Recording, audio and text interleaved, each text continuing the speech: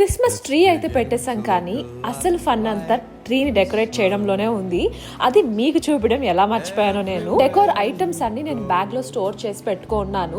ఇవాళ అవన్నీ ఓపెన్ చేసి ఇది ఎక్కడ పెట్టాలి, అది ఎక్కడ బాగుంటుంది అని చెప్పి నేను మా చెల్లి కలిసి ప్లాన్ చేయడం స్టార్ట్ చేశాము. ఇక్కడ ఇంట్రెస్టింగ్ ఫ్యాక్ట్ ఏంటంటే, అమెరికన్స్ కి క్రిస్మస్ ట్రీ డెకరేట్ చేయడం జస్ట్ ఒక డెకోర్ కాదు, అది ఒక ఎమోషన్ అండ్ ఒక మెమరీ లాంటిది.